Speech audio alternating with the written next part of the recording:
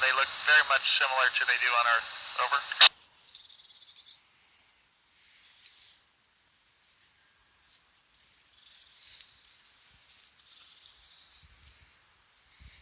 I haven't heard any sounds lately. I've been outside spacewalking a few times, and you do hear kind of a few creaks and things of the vehicle. The robotic arm recently was moving a lot, so we did hear a little bit of that as it was moving around. Over.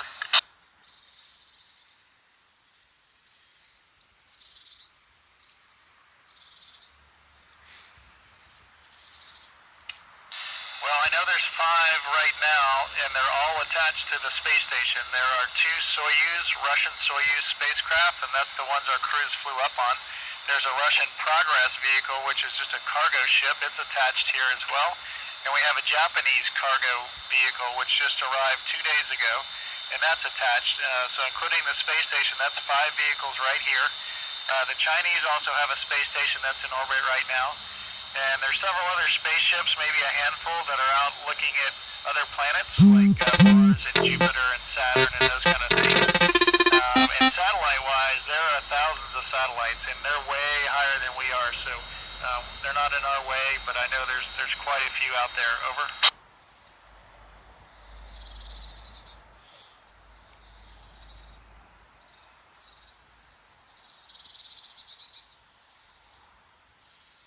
We typically have 6 astronauts on board the space station. We come up in groups of 3 because that's what the Soyuz, the Russian Soyuz spacecraft holds.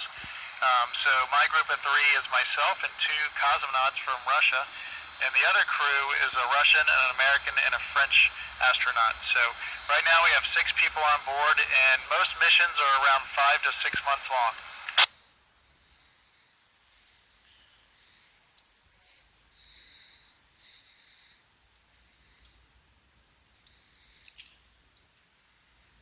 Our spacewalking suits are very heavy, to answer your second question there. They weigh about 250 pounds on Earth, but of course up here they don't weigh anything, which is nice. However, we still need someone to help us put them on because they're very bulky, and usually you get in and you need help of 1 or 2 other people. The suits are made of a material called TMG, which is thermal micrometeor garment. So it's just a bunch of layers, I think about 8 layers, that culminate in kind of the white part on the outside that you see when we're going out to do spacewalks. Over. Jetzt wird's schlechter.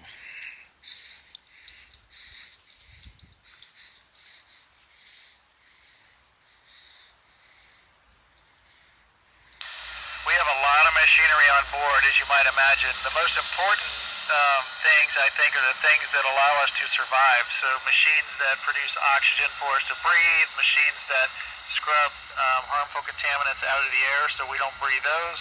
Those kind of things are the most important, including things like the bathroom, which kind of sounds funny, but it's a very important piece of hardware up here, and if it's broken, then it's a big deal.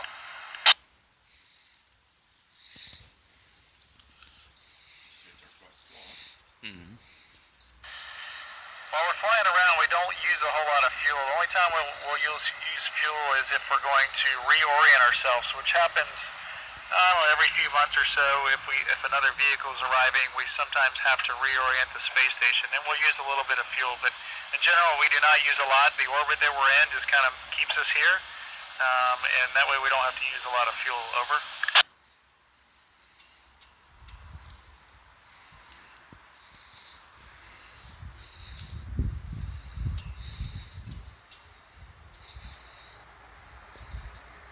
Well, I always wanted to be an astronaut, but before that, I was an engineer by schooling, and then I was a helicopter pilot in the Army, so my skills include flying Apache helicopters, and here at NASA, I'm a robotics flyer as well as a spacewalker, and I just always wanted to do that.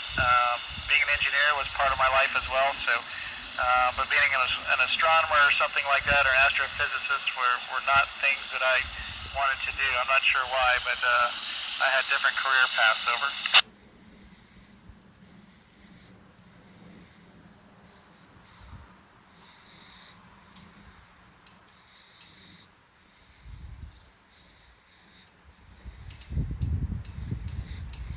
The only thing I've seen on this trip, and it was just a few weeks ago, was I was was looking out the window at night over the North Atlantic, and I saw an aurora, which is this beautiful, beautiful green kind of flowing gas-looking thing that lit up the northern sky. So that was really special. Over.